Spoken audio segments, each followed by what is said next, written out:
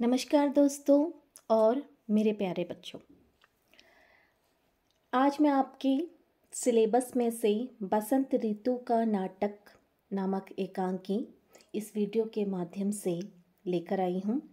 इस एकांकी में हम आज इसकी तात्विक समीक्षा और विश्लेषण को देखेंगे। इसके लेखक लक्ष्मी नारायण लाल जी हैं और इस एकांकी के कितने तत्व हैं वो भी हम देख लेते हैं।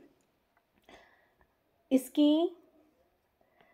9 तत्व हैं, जिसमें पहला है प्रस्तावना, दूसरा है कथा वस्तु, तीसरा है पात्र एवं चरित्र चित्रण, चौथा है संवाद योजना, पांचवा है रंगमंच अभिनेता, संकलन त्रय, छठा है, सातवां है भाषा शैली, आठवां है उद्देश्य और नौवां है निष्कर्ष। आइए अब हम इसका प्रस्तावना देख लेते हैं। डॉक्टर लक्ष्मी नारायण हिंदी के एकांकीकारों में प्रमुख स्थान रखते हैं। प्रस्तुत एकांकी में लेखक ने मध्यवर्गीय समाज में व्याप्त दिन प्रतिदिन घटित होने वाली घटनाओं को बड़ी सूक्ष्मता के साथ प्रस्तुत किया है। बसंत ऋतु का नाटक एकांकी में परिवार की आम समस्याओं को एकांकीकार ने दर्शाया है। यह एकांकी पूरी तरह सामाजिक है, जिसमें भारतीय समाज में बदलते मनोभाव का स्वाभाविक वर्णन हुआ है। दहेज की सौदेबाजी से विवाह किस तरह टालमटोल होता है, सामाजिक स्टेटस और आर्थिक स्थिति विवाह में किस प्रकार आड़े आती हैं, इन सब परिस्थितियों को लेकर लेखक ने एकांकी की रचना की है। प्रस्तावना से आप समझ ही गए होंगे कि जो हमारा भारतीय समाज है उसमें आज भी जो है विवाह को संस्कार और परंपरा के रूप में ना देखकर उसे एक सौदेबाजी के रूप में देखा जा रहा है। जिस व्यक्ति का स्टेटस अच्छा है, पैसे वाला व्यक्ति है, उसी के साथ जो है अपनी लड़की का विवाह करने के लिए हर बाप जो है पिता है वो आतुर रहता है। अब इसकी कथा वस्तु भी हम देख लेते हैं। प्रस्तुत एकांकी का नायक धर्मेंद्र है। वह आधुनिक युग के शिक्षित युवक का प्रतिनिधित्व करता है। वह पढ़ लिख कर डिप्टी कलेक्टर बनना चाहता है। वह बसंती नामक लड़की से प्यार करता है। समकालीन भारतीय व्यवस्था में सामाजिक स्टेटस के कारण वह विवाह नहीं कर पाता है। भारतीय विवाह व्यवस्था में भारी विडंबना को झेलते हुए इसका विवाह नहीं हो पाता है। धर्मेंद्र दहेज के स्थान पर मूल्यों को महत्व देता है। जहाँ व्यक्ति का मूल्य नहीं, उसकी भावनाओं की इज्जत नहीं, वहाँ इस शादी का भी कोई मूल्य नहीं रह जाता है। ये किसके विचार हैं? धर्मेंद्र के विचार हैं।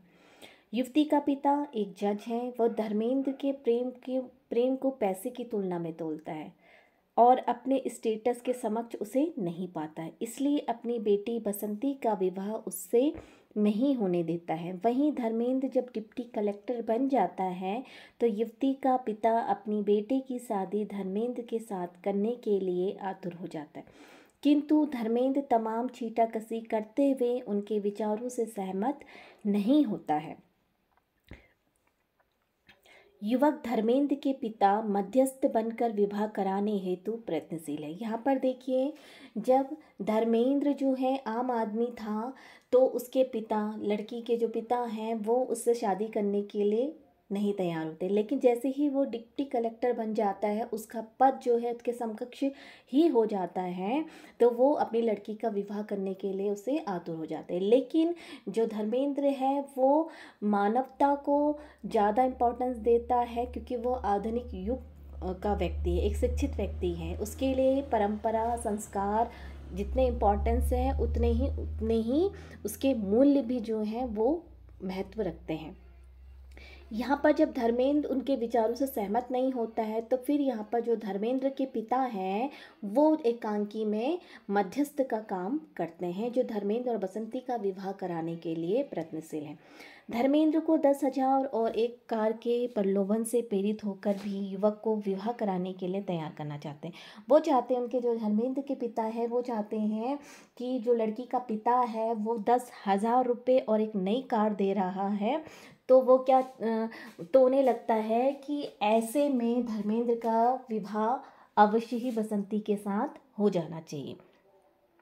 किंतु बेटा मूल्यों की दुहाई देने लगता है। बेटा का अस्वीकार करना पिता का बुरा लगता है और बेटों को डांटते भी हैं। जब बार बार जो बेटा है वो उस चीज़ को स्वीकार नहीं कर पाता है तो पिता जो है उनको बेटे को डांटते भी हैं। समाज में बदलते मनोभाव परिस्थितियों की प्रस्तुत एकांकी की विषय वस्तु बनाया गया है। एकांकी के अंत में धर्मेंद्र के पिता पुनः आकर उसे समझाते हैं। तब निराश लौटे पिता को संभालते हुए वह युवक शादी के लिए तैयार हो जाता है। अंततः देखिए, पिता के आगे बेटा अपने मूल्यों को त्याग देता है और उस शादी के लिए तैयार हो जाता है। पात्र एवं चरित्र चित्रण। बसंत ऋतु का नाटक में पात्रों की संख्या अत्यंत सीमित है। इसमें कुल 3 पात्र हैं, धर्मेंद्र, उसके पिता दीनबंधु शुक्ल तथा बसंती के पिता यशोदानंदन। धर्मेंद्र एकांकी का नायक है। वो आधुनिक युग के शिक्षित युवक का प्रतिनिधित्व करता है। वह बसंती नामक युवती से विवाह करना चाहता है। समकालीन भारतीय समाज में विवाह की दोहरी समस्या की ओर संकेत किया गया है। इस पर धर्मेंद्र अपनी टिप्पणी करता है। हमारे समाज में ब्याह शादी मनुष्य से मनुष्य के रिश्ते की नहीं होती। हमारे वहाँ शादियाँ जो होती हैं नौकरी, रिश्ते, पद और भौतिक ख्यालों से होती है। प्रस्तुत एकांकी के पात्र अपने ही सामाजिक जीवन से संबंधित पात्र हैं जो दिन प्रतिदिन की जीवन में किस प्रकार की स्थितियों को झेलते हैं, इसका वर्णन एकांकीकार द्वारा किया गया है। इस एकांकी में सर्वाधिक रोचक जो पात्र हैं वो धर्मेंद्र के पिता दीनबंधु शुक्ल हैं। उसकी परिहास वृत्ति ही उन्हें आकर्षक बनाती है। इस प्रकार बसंती के पिता श्री यशोदानंदन जी वाजपेयी जी हैं जो जज भी हैं। उनका चरित्र चित्रण भी एकांकीकार ने सामाजिक प्रतिष्ठित व्यक्ति के रूप में किया है। संवाद योजना। बसंत ऋतु का नाटक दहेज की सौदेबाजी में टालमटोल कैसे होता है, कौन उसकी शुरुआत करे, कहाँ से करे, कैसे करे आदि आदि संबंधित तथ्यों को लेकर एक एकांकी रची गई है।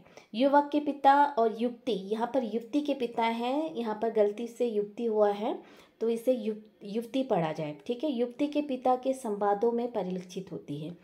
वैवाहिक परिणति के लिए सामाजिक मापदंडों की असलियत को युवक एवं युवती के पिता के संवादों में गंभीरता से देखा जा सकता है। देखिए, विवाह होने से पूर्व युवती के पिता और युवक के पिता के बीच में कौन सी वार्तालाप हुई है उसको हम संवादों के माध्यम से देखेंगे। युवक के पिता: अरे भाई, जो कुछ देना है वह भी बता दो उसी समय। युवती के पिता: 10,000 रुपये।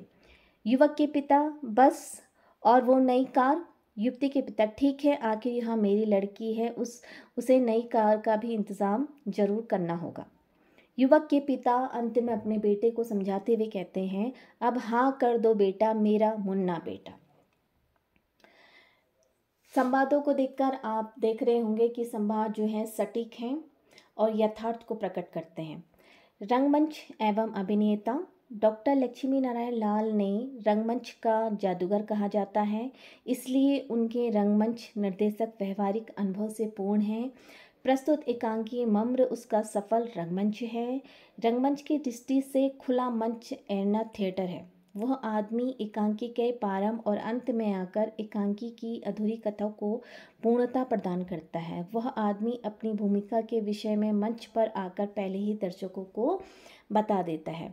कुछ ही दिन हुए मैंने अचानक ही बसंत को देखा, मैंने उस सहज को देखा। मैं उसका पात्र नहीं था, ना आज इस नाटक की भूमिका में हूँ। मैं तो बस आप ही की तरह दर्शक मात्र हूँ। ऐसा कहकर वह आदमी मंच से हट जाता है। डॉक्टर लाल ने खुले मंच का विशिष्ट प्रयोग किया है। यह प्रयोग दर्शकों को तब और अधिक आकर्षक प्रभावित करता है जब नाटक का पात्र जीवन के पात्र से एकाकार हो जाते हैं। अब इसमें संकलन त्रय क्या है वो भी हम देख लेते हैं। लक्ष्मी नारायण ने एकांकी में संकलन त्रय का पूर्ण निर्वहन किया है। एकांकी में समकालीन भारतीय समाज के वातावरण को रूपांतरित किया है। विवाह के समय दहेज की गूंज की सर्वाधिक सुनाई देती हैं। दहेज के लिए लड़की का पिता जितना जिम्मेदार होता है, लड़की के पिता भी उतना ही जिम्मेदार होते हैं। धर्मेंद्र का यह कथन आज के देश काल एवं वातावरण को सजीव बना देता है। उसका कथन देख लेते हैं। हमारे समाज में शादी मनुष्य से मनुष्य के रिश्ते की नहीं होती है, अतः आलोच्य एकांकी में कथ्य के अनुरूप ही वातावरण का प्रयोग किया गया है। अब इसमें भाषा शैली भी देख लेते हैं। बसंत ऋतु का नाटक में कथ्य एवं वातावरण के निर्माण अनुरूप ही भाषा का प्रयोग हुआ है।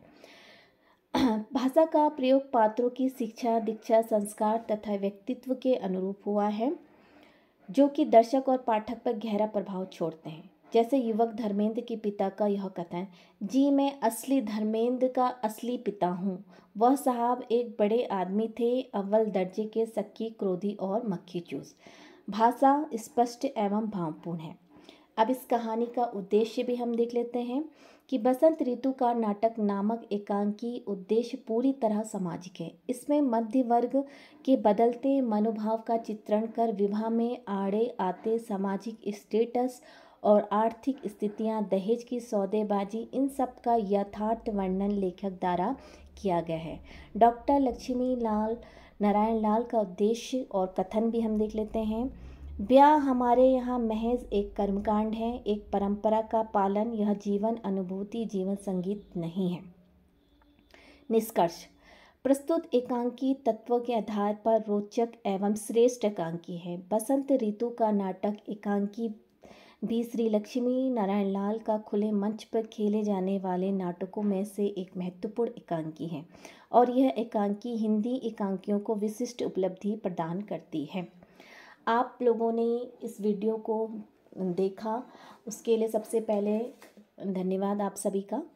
लेकिन मैं यहाँ पर जो उनका उद्देश्य है उस चीज़ को क्लियर कर देना चाहती हूँ कि जो भी एकांकीकार होते हैं, कोई भी उद्देश्य लेकर ही वो एकांकी रचते हैं। इसमें उन्होंने सामाजिक मुद्दों को उठाया है कि दहेज, हमारे समाज में दहेज भी एक प्रथा बनती जा रही है और लड़की का विवाह जो है आपस में संस्कार परंपरा ना मानकर उसे हम सौदेबाजी मान रहे हैं। अपने स्टेटस के अनुसार ही हम शादी करते हैं। अगर ऐसा ही होगा तो जो है समाज में जो है विसंगतियाँ, विडंबनाएं ज़्यादा पनपेंगी। इसीलिए एकांकीकार का उद्देश्य है कि ये चीज़ें जो हैं समाज में समाप्त होनी चाहिए। अगर ये आपको वीडियो पसंद आया है तो मेरे चैनल को सब्सक्राइब करिएगा। Thank you for watching.